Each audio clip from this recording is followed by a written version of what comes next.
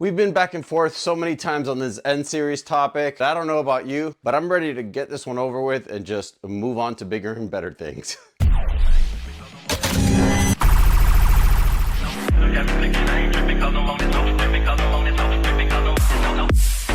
I recently made a community post stating how it's kind of like a unique benefit to be able to just say what you want, when you're not under a specific NDA, which in respect to those that are under it, which I've been under them before, it is a binding contract that requires you to honor it to a certain degree and limits your freedom to say certain things or phrase certain things in certain ways. And I respect that. And that particular community post was not a condescending message towards anybody in particular. It was literally just stating that I felt a little bit more at liberty to say a few things that I probably would not have if I was under said contracts. Just making sure that it's clarified in case anybody might have taken it in another way. But anyway, I did find something concerning, at least with this blaster. And the funny thing is that my original review for this blaster was not intended to discredit it in any way. In fact, I purchased both this and the Pinpoint this past weekend, and I actually took it to a local competition. I have my buddy Seth from Seth's Nerf Fun. If you're not familiar with him, he was also at Maryland interviewing a whole bunch of people. The kid is full of energy, has a wholesome personality, and it's really contagious. When you just spend some time with him, you really start to appreciate what he does. Anyways, we were at one of his events this past Saturday, and we were just blasting away with this blaster and the Pinpoint, and it was just incredible to me that this blaster was just so far superior for being a $5 versus a $20 blaster to the Pinpoint, something that's supposed to resemble a marksman rifle or something of moderate to decent accuracy for the most part. Don't get me wrong, we all know that Nerf has never been a precision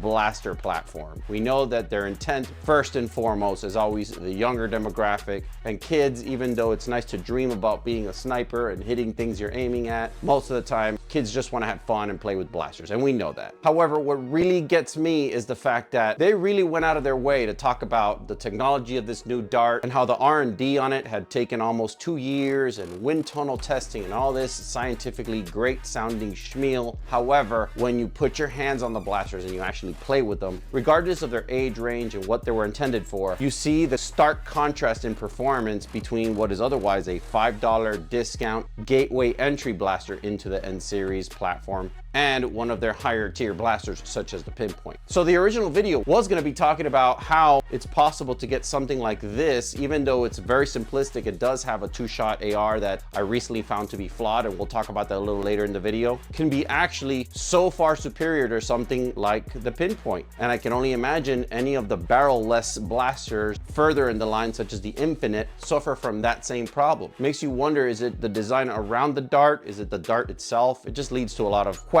we otherwise wouldn't have had if the product left a better impression initially, if that makes any sense. But anyway, getting into the faults, I don't expect much from a $5 blaster. But let's face it, it's a new line. They're really trying to make a good first impression, and the first blaster that a lot of people are going to be able to get their hands on is going to be ultimately the Ward. $4.97 is a great entry-level price for this blaster. When I initially shot it, like I said earlier, it was fantastic. I was like, wow, great pop, 90 FPS. It shoots kind of like where I'm going, at least for the first 20 feet, which is a plus. I tried to hit Seth at 20 feet with a Pinpoint and I wasn't, but when I tried with the Ward, I hit him at least twice in 2 or 3 tries. But it wasn't until I further tested it during this week that I came across a particular flaw that I think has to do with both the dart and maybe the Smart AR design, and I'll explain. So after I shot it for a couple of times, I started experiencing a condition in which the first dart would fire for the most part fine, but then once I would pull back the plunger for the second dart, it would stick out about yay far and then it would not fire at all. I'm attributing this condition to just dart deformity, and it's kind of impressive that just with 3 to 4, maybe 5 instances where I tried to shoot this dart, it already achieved that level of deformity where the Smart AR wasn't fully sealing and therefore ejecting the dart mid-operation. And that results in kind of like a lackluster experience. When you just acquired a brand new blaster from a brand new line from Nerf and you're excited to use it and fire it and take it out to the backyard or even the living room and play with your siblings or your family, and then you have these little failure to fires or failure to operate correctly. And like I said, I know my videos can be pretty polarizing and their tone can be taken in many ways, but I really wanted Hasbro to succeed. I was excited when they announced their Pro Blaster, and I'm even excited now given the fact that they're really trying to bring out these Pro blasters with what seems to be angled Talon compatible magazines and some sort of an ergonomic-ish form factor. Even when the Strife X came out, I was kind of excited that they were starting to warm up to the community. And yes, I know there's some of you that says this is an 8-year-old line, this is not meant for adults to begin with, and I get that and I understand that. But if you're a family that even takes the plunge to try out this new line, which uses a completely new dart, and then on top of the fact that the darts are not backwards compatible, you encounter these issues,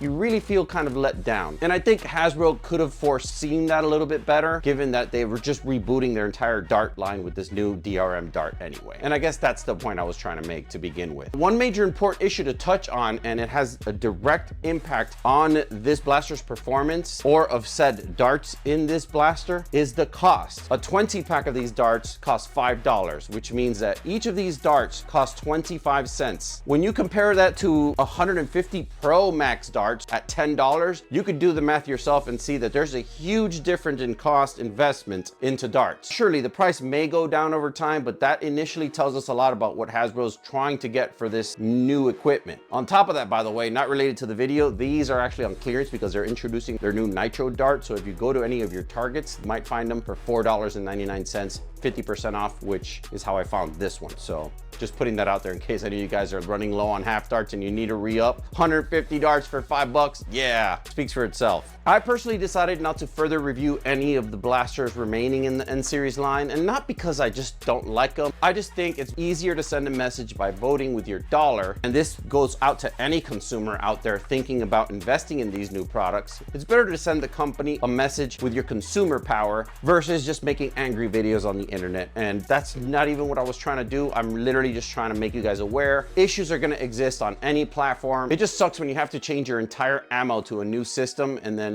that system also has flaws. It's better when we smoothly transition into something new, but that's not what Hasbro did here. Some of you may have this problem, some of you may not. I definitely was having it. Of course, I was using the same 2 darts that came with it. I do that for testing, and ultimately I discovered that the darts do deform kind of quickly, and that's how I discovered the problem. But maybe if you continue to pump fresh darts into it, it won't happen. Then you come across the problem. Is that worth doing at 25 cents a dart? I'll let you guys make that choice. It's definitely not sustainable for me, and that's why I'm deciding not to do it. Luckily, there's plenty of amazing blasters coming from a lot of other ambitious companies that are taking this opportunity to improve on their already fantastic existing designs, and a lot of those products are going to be useful to adults as much as kids that already use that kind of ammo. So there's still a lot to look forward to. Leave your thoughts in the comments. Let me know what you think in regards to this particular blaster or my decision to not review the N series line going forward. Leave your thoughts on why you are or are not interested in the N series line. I would love to hear that as well. I look forward to engaging with you guys in the comment section. If you enjoyed this video, you're definitely gonna like this one. I'll catch you on the next one. Stay blasting. Boom, bam.